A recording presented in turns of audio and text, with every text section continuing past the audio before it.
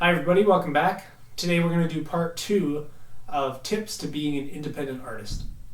And what I mean by independent artist is that you don't really have a community around you to study with, to encourage you, and so you have to motivate yourself, you have to do the proper practices to get the results, and you don't always have a coach who's able to guide you, looking over your shoulder, saying, hey, don't do that, do this, da da da da da. So, if I had a coach, I would choose Jeff Watts. He drew this book here. You can find the book and get your own copy in the link in the description. And I'm going to talk about this book some more. It's a big book, right? It's dedicated to male figure drawing. It's volume 1. It's actually the only book like this because there was going to be other kinds, but they didn't really get around to making them. Which is unfortunate because I would definitely get a female figure drawing book and all the rest of it. The internet is full of images. We can find pretty much anything we want. The downside, supposedly, I guess, is related to this topic, is that there's a lot of images that aren't high quality. And when you print something, you're always degrading the quality. So even, from the original images of the charcoal drawings of this book, they were photographed, put into the book, and then they had to be printed in a smaller format, which makes them less like the original. The nice thing about how he laid it out in this book is you'll have a full figure drawing, like this one here, and then you'll have close-ups on the previous pages, or the following pages. And that allows you to see the whole image, but then see the subtlety and take note of how the artist, Jeff Watts, did certain things according to that. Ideally, we would also have photos of the model so that we could reference the photo and see how he changed what he saw and made it better. And it is better, in my opinion, than the photos. That's his artistic flair and his choice of calligraphy and the way he's able to do that. And there's a subtlety to that, to all the knowledge base and to the understanding of the form and how to put the lines down to create something exceptional.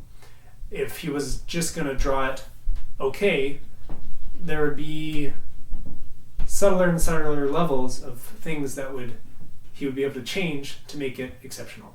So what I'm saying essentially is, from good drawing to great drawing, the difference is subtlety. And we can't see subtlety if we're looking at a fuzzy image reference, if we're looking at something that is unclear and we can't distinguish where the things that make it really exceptional are. We can't see subtlety if we're drawing super small.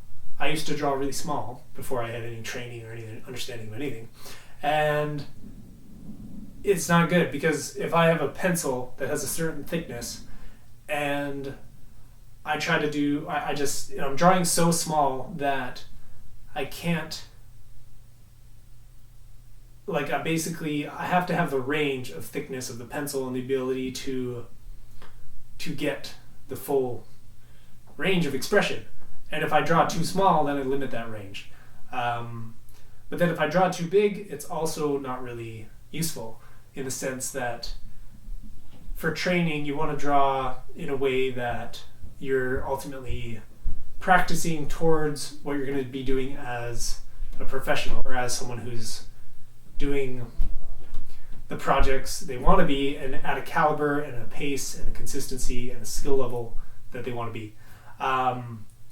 If I start drawing giant heads that are bigger than life size, then the really only practice that could be for, in a career sense, is doing murals or something like that.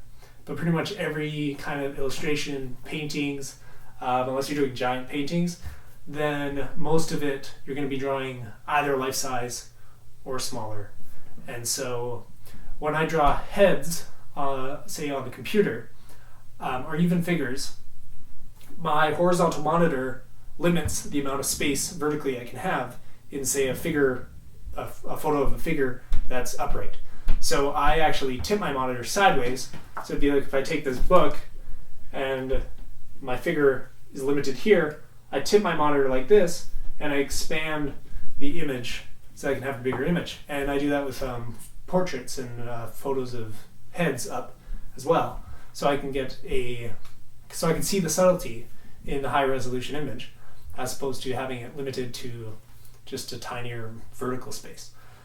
So there's a lot of little tricks, but the main point of this video, as the second tip of being an independent artist, is that you want to have good reference and you want it to be good quality and high resolution. And when it comes to books, the best books are ones that you can draw from. This book here, the whole thing, it's just images. There's really no writing at all. There's a little excerpt at the beginning, and there's definitely some books worth reading and having the notes with them to go with the images. But overall, you can get a lot out of just drawing from things and understanding it visually, because that's ultimately the goal of your ability to communicate the images, is not to just intellectually understand it, but to understand how to put it on the page and how to absorb the information so that you can put it on the page.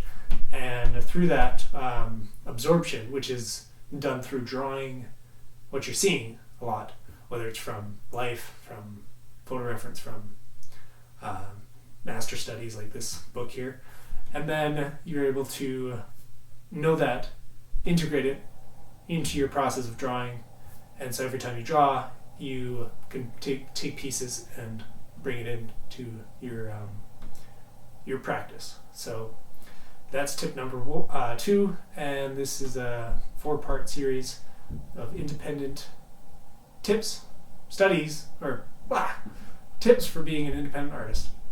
So if you like this content, subscribe. There'll be more. I'm going to go into a lot of different art books and things, and we'll see you next time.